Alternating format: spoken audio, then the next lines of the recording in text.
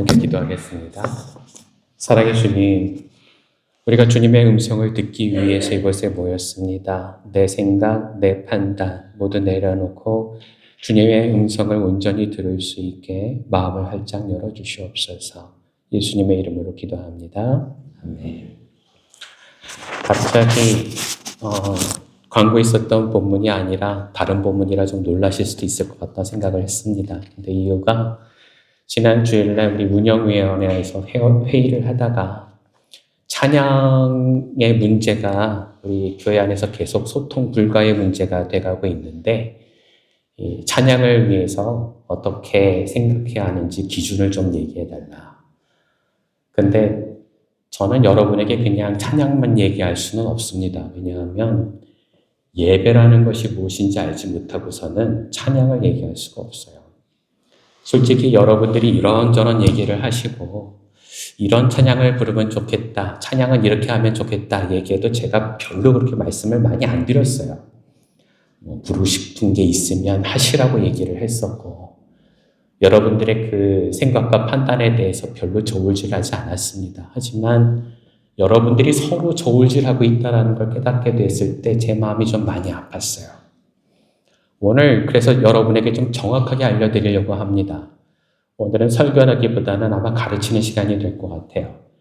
예배가 어떤 건지 여러분 오늘 좀 분명히 아시면 좋겠습니다. 첫 번째 슬라이드 볼까요?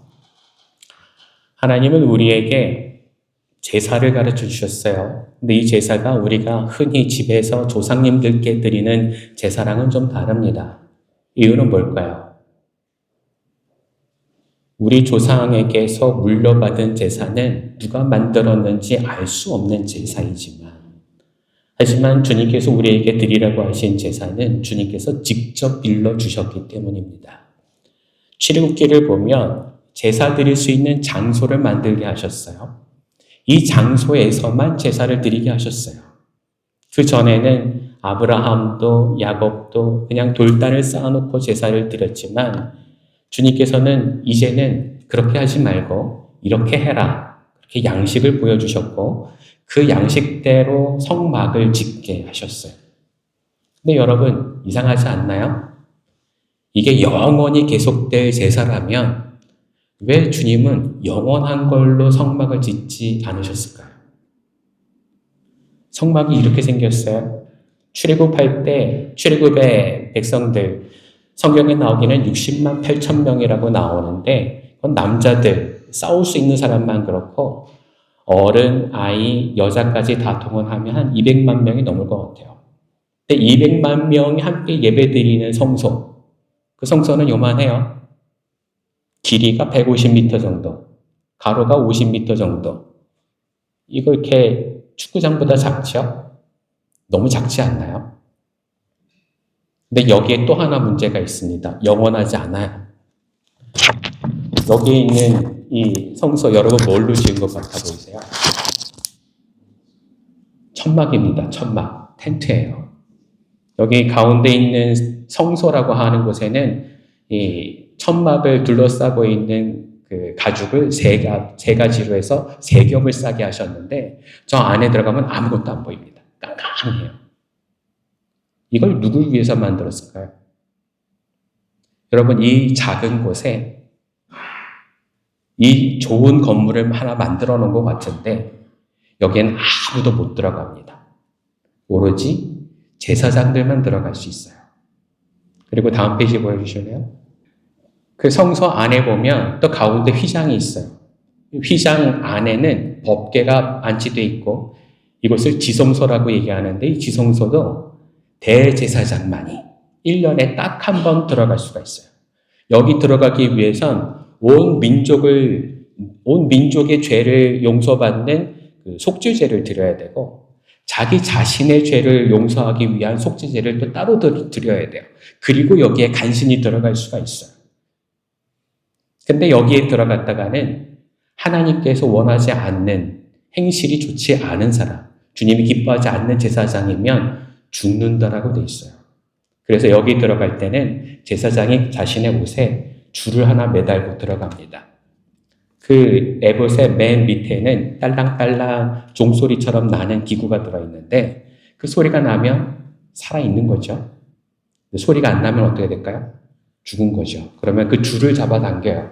왜냐하면 사람이 들어가서 떠매고 올 수가 없으니까. 같이 죽을 수 없으니까. 그래서 줄을 매달아 놔요. 여러분 한번 생각해 보실래요? 예수님께서 돌아가실 때 십자가에 못 박았었던 대제사장들은 예수님께서 하나님의 아들이신 줄을 알고 있었대요. 그래도 그를 죽여야 자신들의 종교가 보존된다라는 생각에 일부러 예수님을 죽였대요. 그러면 그때 당시에 대제사장은 이 지성소에 들어갔을까요? 정말로 들어갔을까요? 여러분이라면 들어갈 자신이 있으셨겠어요? 우리는 성경을 보면 읽을 수 있어요. 아무도 설명해 주지 않지만 그 행간의 맥락 속에는 아마 그 사람들은 이곳에 들어가지 않았을 거라는 것을.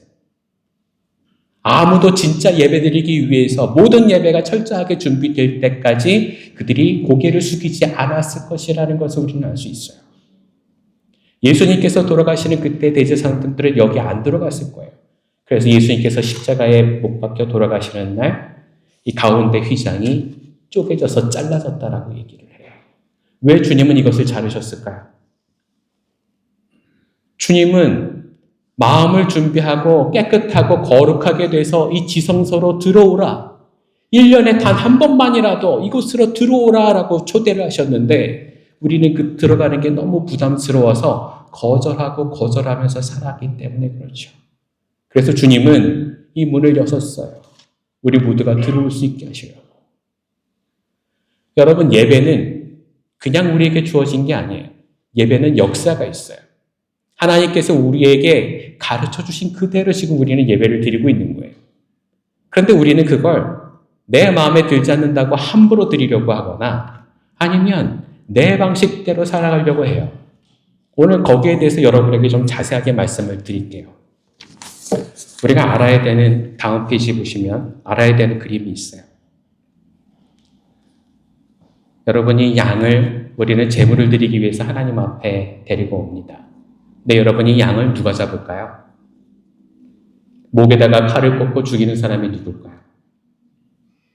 제사장일까요? 아니면 예배를 드리는 사람일까요? 다음 페이지. 그래서 우리가 읽었었던 이 내용을 보면 4절, 5절에 그 이야기가 있는데요. 4절에 이런 내용이 나와요. 제물을 바치려는 사람은 제물 위에 손을 얹고 그리고 안수하여야 한다. 왜 안수하죠? 자신의 죄를 이 양이 다 도맡아 달라고 기도하는 거예요. 부탁하는 걸까요? 하나님 앞에 기도하는 걸까요? 네? 부탁한다고 얘가 양이 어떻게 받아주겠어요? 뭘 해야 된다고요? 기도해야 되겠죠. 여러분, 기도는 여기서 끝나요. 여기서 보시면 제사의 단계가 있는데 한번 보면 위에 준비를 해서 양을 끌고 옵니다. 죽이는 건 누가 해요? 제물을 바치는 사람이 해요. 그러면 제사장은 옆에 그릇을 들고 있다가 쏟아져 나오는 피를 받습니다. 그러면 그 양의 피를 가지고 가서 제단에다 귀퉁이에다가 바르고 그리고 불을 사릅니다. 그동안 제물을 바치던 사람은 이 양의 가죽을 벗기고 안에 있는 살에서 뼈를 다 발라내고 그리고 내장을 다 끄집어내고 살도 잘 탈 수 있게 오늘 말씀을 보면 다진다고 돼 있어요. 다진다고. 잘게 썰어서 그래서 제사장에게 줍니다. 그러면 제사장은 버릴 것은 따로 모아서 이 사람, 제사를 바치는 사람이 들고 가서 진 밖에다가 버리게 합니다. 그래서 보관을 해놔요. 나머지 하나님 앞에 드릴 것들은 제단 위에다가 모두 올려서 태워서 드립니다. 여러분, 이 제물이 다 탈 때까지 지켜보고 있는 게 예배자가 해야 될 일이에요. 여러분 한번 생각해 볼게요. 이 가운데 음악이 있습니까? 없어요. 기도가 있습니까? 기도할 새가 없을 거예요. 여러분 한번 정육점인데 가보셔서 뼈 발라내는 거 한번 보세요. 이 사람이 얼마나 땀을 뻘뻘 흘리면서 하는지. 그걸 하면서 동시에 기도할 수는 없어요. 살을 발라내고 살을 조각을 내서 그래서 제사장에게 드릴 때까지 아무것도 못합니다. 노동을 할 뿐이에요. 이 안에는 기도도 없고 찬양도 없어요. 주님 앞에 불살라진 다음에 그걸 지켜보고 있어야 하는 게 이 사람의 몫이에요. 지켜보면서 뭐 할까요? 이때 기도하는 거예요. 나를 대신해서 재물이 타고 있는 것을 보면서 기도하고 있는 거예요. 우리가 조상에게 드리는 제사는 돼지의 목만 갖다가 놓고 진짜 희생이 뭔지 알지 못한 채 드리는 건데 주님께서 우리에게 명령하신 이 제사는 이것이 죽고 나를 위해서 어떤 절차로 이렇게까지 희생을 하게 되는지를 다 눈여겨봐야 합니다. 이 제사를 왜 드렸을까요?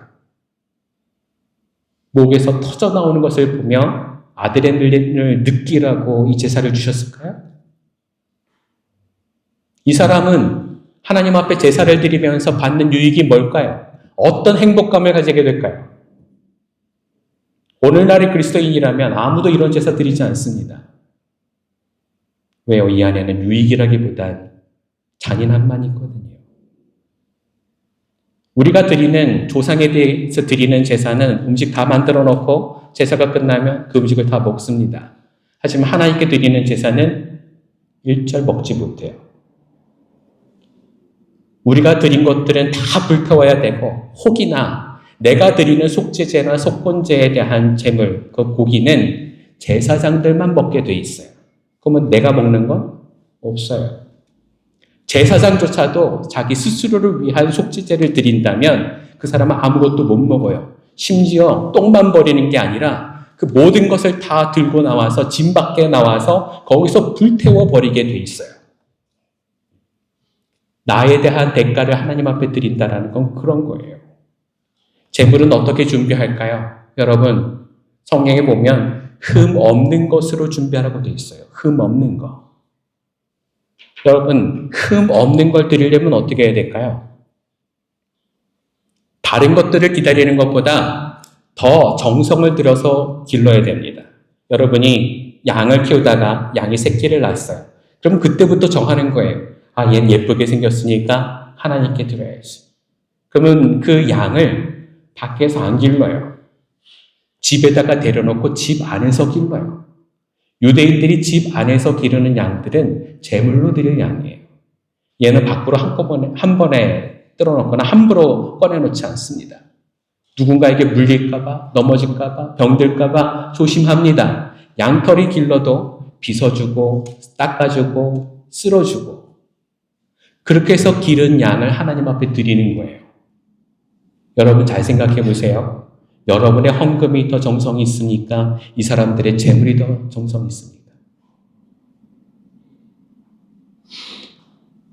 여러분, 하나님께서 우리에게 드리라고 했었던 예배는 처음부터 끝까지 정성이 없으면 안 돼요. 준비하는 시간이 적어도 1년 이상 걸려요. 그것들을 준비해서 하나님 앞에 드리는데 그렇게 고이고이 길렀던 양을 누구 손으로? 내 손으로. 여러분, 오늘날 우리가 드리는 이 예배는 누가 제물이 돼 있을까요? 오늘날의 우리의 예배는 예수님이 제물이 되셨어요. 주님 우리에게 얘기하세요. 내가 제물이 되었으니까 너희들은 내 피를 의지해서 하나님께로 나아오라고. 그러면 여러분, 우리는 옛날보다 제사가 좀 더 손쉬워졌을까요? 아니면 더 무거워졌을까요? 네? 여러분, 여러분이 드릴 제물은 양도 소도 아니에요. 비둘기도 아니에요. 여러분은 예수 그리스도의 피를 바쳐야 돼요. 그럼 여러분의 삶의 정결은 있어야 될까요? 말아야 될까요? 이게 더 가벼워진 건가요? 무거워진 건가요?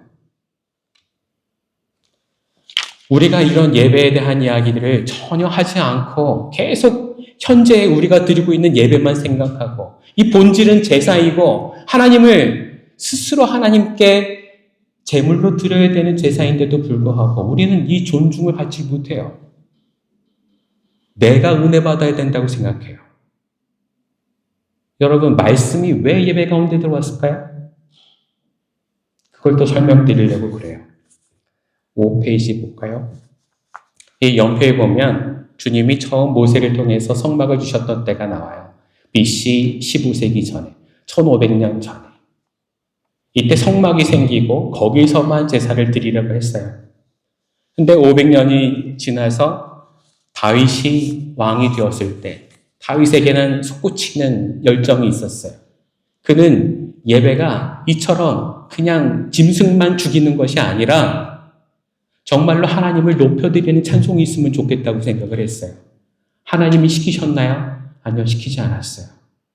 하지만 다윗은 이걸 위해서 엄청나게 노력을 했어요. 혼자 내가 하고 싶은 거 한 게 아니에요.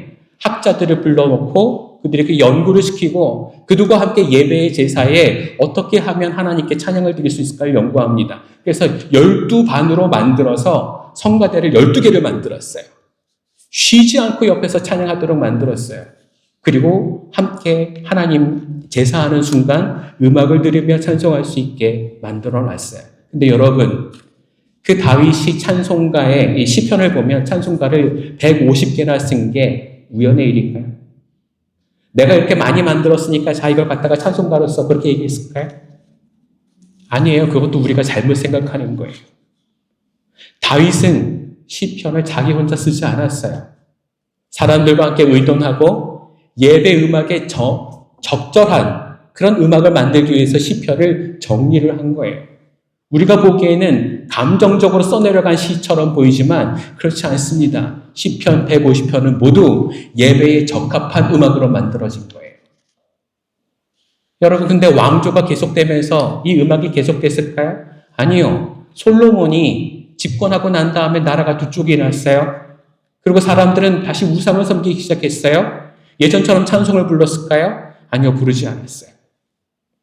여호사밧 왕 때에 가서 잠깐 찬송가를 부르는 찬양단이 다시 만들어지긴 했지만 잠깐의 일이었어요. 왜요?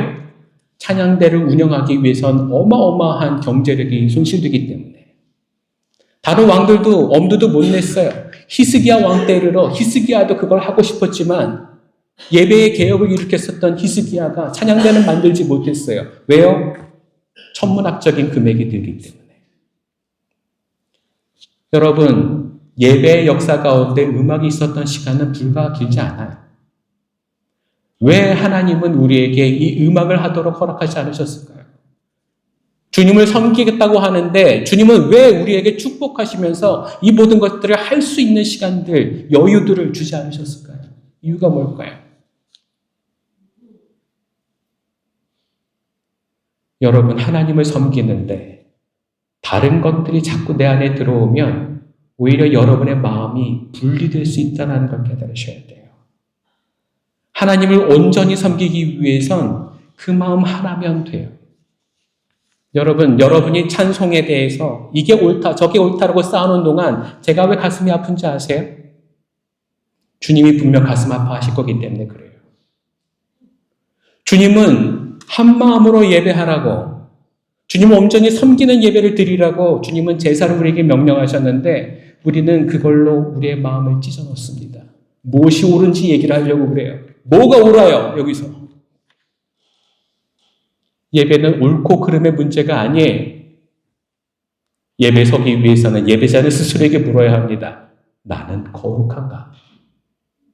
나는 거룩한가? 여러분, 우리가 이 시대의 흐름을 보면 또 하나 중요한 사실을 알 수가 있어요. 주님은 예배가 제대로 드려지지 않을 때 성전마저 회파해버릴 때가 있으셨다는 거예요. 다시 500년이 지나서 BC 500년 전에는 성전이 완전히 무너지게 됩니다. 나라가 멸망하고 사람들이 바벨론이라는 곳에 끌려가게 됐어요. 사람들은 더 이상 성전을 찾지 못했고 이제 제사를 드릴 수가 없어요. 이제 사람들이 뭘 만들어냈을까요? 그래서 회당이 만들어졌어요. 그래서 성경을 읽기 시작을 했어요. 이상하지요? 제사를 드릴 수 있을 땐 아무도 성경을 보지 않았어요. 재물이 대신한다고 생각했어요. 근데 회당을 만들면서 사람들의 마음이 이렇게 변했어요. 재물이 없으니, 제사를 드릴 수 없으니 마음의 제사를 드려야 돼. 그러기 위해선 말씀을 읽고 묵상하고 외워서 하나님 앞에 암송하는 예배를 드리자. 그게 우리의 영의 제사가 될 거야. 이걸 처음 외친 사람이 에스라라고 합니다. 에스라. 여러분 성경에서 읽은 적 있으시죠? 에스라. 그에 대한 이야기가 성경에 나오진 않지만 유대인의 전승에 의하면 에스라가 그 기도의 목록을 만들어서 이 예배 때 하나님 앞에 함께 기도하라고 가르쳐 준 적이 있다라고 얘기를 해요. 그래서 다음 페이지 보시면 유대교 회당 전통이 벌써 우리보다 2000년이 더 앞서 있는데 여기서 보시면 그들의 예배가 우리랑 아주 비슷합니다. 개회하고 신앙 고백, 기도, 성경 봉독, 설교, 축도까지. 여러분 우리 예배가 어디서 나온 것 같아요? 종교개혁자? 아니에요. 캐톨릭에서요? 아니에요. 우리의 예배 시작은 여기서 나왔어요. 회당의 예배에서 나왔어요. 근데 유대인들은 이걸 예배라고 부르지 않아요. 왜요? 재물이 없으니까. 재물이 없으면 제사가 아니고 제사가 아니면 예배가 아닌 거예요. 그래서 이 사람들은 뭐라고 하냐면 테필릿이라고 얘기를 해요. 본인들은 기도를 드리고 있다고. 경건한 기도를 드리고 있다고. 이 경건한 기도회를 매번 엽니다. 우리도 비슷하게 하고 있죠? 근데 이 사람들과 우리랑 다른 게 있어요. 아까 말씀드렸잖아요. 우리에겐 재물이 있어요. 그들은 예수를 믿지 않아서 예수님이 재물이라는 것을 알지 못하지만 우리는 알고 있잖아요. 주님이 우리를 위해서 십자가에 매달려 돌아가셨고 그분은 우리의 재물이 되셨지 않습니까? 그래서 우리는 바로 이 일들을 기억해내야 해요. 11쪽 보시면 죄송합니다. 네, 8쪽 보겠습니다. 주님이 왜 우리에게 재물이 되셨는지에 대해서 히브리서의 기자가 이렇게 얘기를 해요. 12절 한번 읽어볼까요? 단 한 번에 지성소에 들어가셨습니다. 그는 염소나 송아지의 피로서가 아니라 자기의 피로서 우리에게 영원한 구를 이루셨습니다. 영원한 구원, 영원한 예배. 여러분이 예배를 언제까지 드려야 될까요? 천국 갈 때까지? 아니에요. 여러분 천국 가서도 우리는 예배를 드리게 될 거예요. 하나님이 우리를 부르신 가장 큰 이유, 우리를 만드신 가장 큰 이유는 우리와 함께 기뻐하는 삶을 살기를 원하셨기 때문에 그래요. 예배 가운데 그 기쁨이 있어요. 근데 왜 우리는 그 예배의 기쁨을 알지 못하고 제사의 숙연함과 희생이 드릴 수 있는 그 아픔을 느끼면서 살게 됐을까요? 이유가 뭘까요? 우리는 그걸 일부러 잊으려고, 감정적으로 잊으려고 노력을 하지만 여러분, 그건 잊는 게 아니라 극복해내야 하는 부분이에요. 우리는 그리스도의 보혈을 늘 우리 안에 감사로 여기고 그 문을 지나서 지성소로 나아가는 삶을 살아야 됩니다. 주님이 우리에게 이 모든 것들을 주신 것이 은혜라는 것을 깨달으면서 살아야 돼요. 아무도 경험할 수 없는 것들을 내게 선물로 주셨다라는 사실을 확인하면서 살아야 된단 말이죠. 근데 이런 주님의 말씀이 없다면 우리가 그 일들을 어떻게 알겠어요? 유대인들이 우리보다 몇백 배는 더 성경을 열심히 읽을 텐데 그들이 구원을 받지 못하는 이유가 뭡니까? 그들이 예수를 부인하기 때문에 그렇죠. 이런 말씀을 잊지 못하기 때문에 그렇죠. 주님이 나에게 희생 제물이 되셨다는데 그걸 알지 못해요. 다음 페이지 볼까요? 우리에게 또 한 가지 주어진 사명이 있습니다. 그건 뭐냐 하면 제사장의 사명이에요. 베드로전서 2장에 보면 이런 말씀이 나와요. 5절 한번 읽어볼게요. 살아있는 돌과 같은 존재로서 여러분도 집 짓는 데 사용되어 신령한 집이 됩니다. 그래서 여러분은 예수 그리스도로 말미암아 하나님께서 기쁘게 받으실 신령한 제사를 드리는 거룩한 제사장이 되십니다. 아멘. 거룩한 제사장이 되십니다는 예수님이 주어가 아니고요. 여러분이에요. 개정개혁에는 여기가 이렇게 써 있어요. 너희는 주님을 위한 거룩한 제사장이 될지니라. 여러분 이건 우리에게 주신 말씀이에요. 여러분은 제사장이에요. 이건 제가 하는 얘기가 아니고요. 베드로 사도가 얘기를 했고 종교개혁할 때 루터가 얘기를 했어요. 그래서 만인이 다 제사장이다라고 얘기를 했어요. 이제는 아무도 이 사실을 부인하지 못해요. 변명하지 못해요. 여러분은 제물을 드리는 예배자인 동시에 주님 앞에 그 예배를 드려야 되는 제사장이에요. 그럼 여러분 혼자서도 예배 드리실 수 있어요. 여러분 혼자서도 제사 드릴 수 있어요. 목사가 필요한가요? 필요 없어요. 정말 필요 없어요? 네, 필요 없어요. 목사는 그럼 어쩔 때 필요한가요? 함께 예배 드릴 때, 이 예배를 직전하기 위한 제사장이긴 하지만 여러분, 이걸 잊으시면 안 돼요. 여러분도 제사장이세요. 여러분의 예배는 누가 준비해야 돼요? 여러분이 준비하셔야 돼요. 여러분이 예배를 준비하지 않고 와서 목사가 주는 설교가 마음에 들지 않는다고 화를 낸다고 해서 여러분의 예배가 올바로 되는 것도 아니고 여러분의 삶에 하나님께 드려질 예배가 드려지는 것도 아니에요. 여러분 비평, 비난, 여러분의 판단 아무 쓸데가 없어요. 주님은 오로지 여러분만 보실 거예요. 너는 제사장으로서 거룩하니? 너는 지금 나에게 제대로 된 예배를 드리고 있니? 너는 예수 그리스도를 제물로 삼아서 나에게 바치고 있니? 여러분이 만일 오늘 이 자리에서 부모님의 희생을 예배하고 그 희생을 제물로 삼아 예배하고 있다면 쓸데없어요. 그건 주님이 받으시지 않으실 거예요. 여러분의 가족의 희생, 죄송하지만 쓸데없어요. 주님이 받으시는 유일한 제사는 예수 그리스도의 보혈을 드리는 거예요. 여러분과 제가 이 사실을 깨닫고 예배에 대한 제대로 된 마음이 회복되지 않는다면 우리는 자꾸 이상한 소리를 하게 될 거예요. 우리가 아까 회당의 이야기를 들어서 알고 있겠지만 우리가 예배 속에서 성경을 읽는 가장 큰 이유는 주님의 말씀이 내 안에 파고들 때 내 삶의 진심을 회복하기 위한 마음이 들어야 되기 때문에 그래요. 근데 우리는 자꾸 들을 때 딴 사람 생각해요. 누군가가 회개해야 되는데, 집에 있는 우리 남편이 회개해야 되는데, 아니란 말이에요. 여러분, 이게 누구를 위한 제사라고요? 여러분. 누가 제사장이라고요? 여러분. 누가 제물이 되셨다고요? 예수님. 그럼 여러분 혼자 드리는 예배가 진정해야 참된 예배가 되는 거예요. 모든 사람들이 다 진실해야 우리의 예배가 진실한 거예요.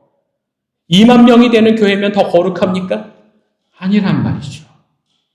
제네바 한인교회는 무엇 때문에 우리의 예배를 뽐내고 있나요? 우리의 예배는 초교파이기를 바라요.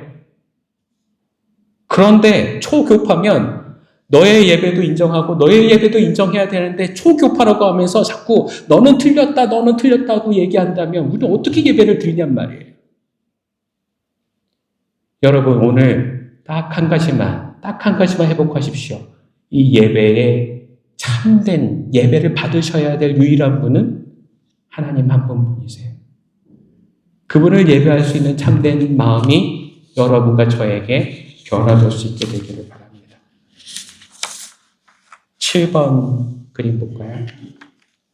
세상은 하나님께서 그렇게 만드셨어요. 태양을 중심으로 지구가 돌아가게 하셨고 하나님을 중심으로 사람들이 살아가게 만드셨어요. 이게 하나님의 질서예요. 과학자들도 이걸 깨달아서 언젠가부터 지동설이 옳다라고 얘기를 하는데 교회 안에는 이상하게 이게 거꾸로 되고 있어요. 사람이 우선이라고, 사람이 중심이라고, 사람이 은혜 받고 사람이 감동받아야 제대로 된 예배니까 그러니까 하나님이 날 위해서 돌아가셔야 된다라고 하는 억지 천동설을 주장하고 있다고요. 혹시 여러분도 그러지 않으십니까? 여러분, 이 오류에서 빨리 헤어나오셔야 돼요. 우리의 중심이 누구예요? 하나님. 우리 예배의 중심이 누구예요? 하나님. 여러분 신앙의 중심은 누굽니까? 하나님. 이걸 회복하세요. 여러분이 주님을 중심으로 도셔야 돼요. 주님이 여러분을 위해서 도는 게 아니에요. 여러분 또 하나 얘기할까요? 모든 기독교인들은 자신이 신방을 받아야 된다고 생각을 해요. 근데 여러분 제사의 내용에 보면 그 어디에도 제사장이 이 백성들을 찾아가서 신방하는 경우는 없어요. 신방이 어디 문화인 줄 아세요? 네? 우리나라 무당들이 쓰는 용어가 신방이에요. 신방이 뭔지 아세요? 여러분의 집에 어떤 귀신이 들려있나 보러 가는 게 신방이에요. 어떤 구슬해야 되나 보러 가야 되는 게 신방이에요. 여러분, 예수 믿으면서 자꾸 나 쳐다보라고 얘기하지 마세요. 소리 지르지 마세요. 왜 나한테 관심 가져주지 않냐라고 소리 지르지 마세요. 여러분, 이건 여러분이 우상을 섬기는 모습이에요. 여러분이 예배를 드리기 위해선 여러분이 성전으로 와야 됩니다. 왜 주님은 성전을 딱 하나만 만들게 하셨을까요? 왜 매번 제사 드리기 위해서 이 성전을 찾아야 되게 만드셨을까요, 하나님은? 여러분이 있어야 될 자리는 지금 그 자리가 아니에요. 여러분은 예배의 자리로 나오셔야 돼요. 주님을 찾아가셔야 돼요. 주님이 부르신 그곳으로 가셔야 돼요. 그래야 참된 예배가 이루어질 수가 있어요. 10번 보여주실래요? 그래서 이거 다시 기억하세요. 예배는 쉬워진 게 아니라 우리의 책임이 되는 겁니다. 다음 쪽. 바울은 그래서 우리에게 아주 중요한 충고를 하고 있어요. 고린도전서에 보면 성만찬에 대한 이야기를 하고 있어요. 성만찬이 어떤 건가요? 주님이 제물이 되셨다라는 걸 증명해내는 거예요. 주님이 우리에게 살을 주시고 피를 주셨다라는 것을 우리는 상징적으로 행동하면서 진짜 제물을 하나님 앞에 드리는 예배를 드리는 거예요. 그게 성만찬이에요. 그런데 이런 얘기를 하세요. 27절부터 같이 한번 읽어볼게요. 그러므로 누구든지 합당하지 않게 주님의 빵을 먹거나 주님의 잔을 마시는 사람은 주님의 몸과 피를 범하는 죄를 짓는 것입니다. 그러니 각 사람은 자기를 살펴야 합니다. 그런 다음에 그 빵을 먹고 그 잔을 마셔야 합니다. 몸을 분별함이 없이 먹고 마시는 사람은 자기에게 내릴 심판을 먹고 마시는 것입니다. 아멘. 여러분이 오늘 자꾸 두려운 얘기만 듣게 되시겠지만 그럴 수밖에 없어요. 여러분, 내가 그동안 하나님을 존경해 왔나? 이건 그렇지도 않아요. 내가 예배를 그만큼 존중해 왔나? 그렇지 않다고요. 우리의 예배가 회복되기 위해서는 먼저 여러분 인생이 개혁되셔야 돼요. 예배에 대한 생각이 개혁되셔야 돼요. 성만찬을 함부로 먹고 마시면 안 되기 때문에 주님 앞에 제물을 드릴 만한 제사장의 모습을 갖추고 오셔야 된다고요. 우리 교회는 초교파니까 세례를 받지 않은 사람들에게도 성만찬을 지급을 합니다. 이게 운영위원회 결정이 아니라 박인호 목사의 결정이긴 하지만 여러분 이거 오해하시면 안 돼요. 왜 제가 그 얘기를 드렸는지 아세요? 초교파 교회라면 그래야 돼요. 왜냐하면 세례식 자체가 없는 교단도 있기 때문에. 구세군 세례식 없어요. 거기 임관식을 합니다. 임관식. 다른 교파들도 마찬가지예요. 이게 없는 데도 있다고요. 천주교에서 생활하다가 영세 받고 오신 분들 다시 세례 줘야 될까요? 정교회 생활하다가 오신 분들 다시 세례 줘야 될까요? 여러분, 왜 세례 받은 사람들을 얘기하지 않는지 아세요? 주님 앞에 고백한 사람들은 모두 구원받은 사람들인데 그들에게 주는 그 은혜를 사람이 무슨 제도로 막아야 됩니까? 여러분, 그래서 얘기하는 거예요. 누구나 세례받을 수 있다고. 어린이에게는요. 여러분, 모든 사람에게 하나님이 직접 관여하신다는 것을 믿는 거예요. 그래서 주는 거예요. 여러분 모두가 참된 예배자이기를 바라고 예배자에 참석한다는 것을 믿기 때문에 주는 거라고요. 예배를 함부로 여겨도 괜찮다는 의미로 드리는 게 아니라 모든 사람이 이 예배의 의미를 깨닫고 참된 예배자의 자리에 나오기를 바라는 마음으로 드리는 거란 말입니다. 이해되세요? 여러분, 그래서 우리는 아주 중요한 결단을 해야 됩니다. 당신은 제사장에 합당한 예배를 드리고 있습니까? 지성소의 은혜를 누리는 제사장으로 살고 있습니까? 이 질문을 이제 매 예배 때마다 여러분의 가슴에 품으시기를 바랍니다. 같이 읽어볼까요? 예배의 영원한 약속은 영원한 제물이 주어진 합당한 예배자에게 주어진 선물이다. 아멘. 여러분, 아무도 모를 수 있어요.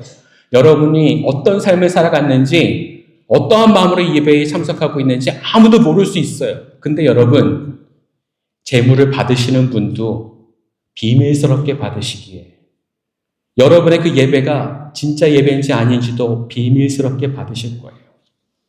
하나님 앞에서 여러분은 숨길 수 없을 거예요. 주님 앞에 여러분의 예배는 진실해져야 합니다. 간절히 부탁드리며 말씀드립니다. 여러분의 예배는 진실해져야 합니다. 마지막으로 이런 부탁드리고 싶습니다. 여러분의 손에 어떤 은혜가 주어졌는지 확인하십시오. 예배라는 것은 은혜예요. 이 예배 없이는 하나님의 그 충만과 충전이 이루어질 수가 없어요. 주님 앞에 온전히 나와서 예배 의미로 회복하시는 여러분과 제가 되길 그리스도의 이름으로 축복합니다. 기도하겠습니다. 사랑의 주님, 오늘 우리가 배운 이 예배의 의미를 가슴에 다시 담아서 참된 예배의 개혁이 일어나게 하시고 진심으로 하나님을 만나며 참된 영적인 은혜를 누리는 일들이 우리 안에 일어나게 하옵소서. 예수님의 이름으로 기도합니다. 아멘.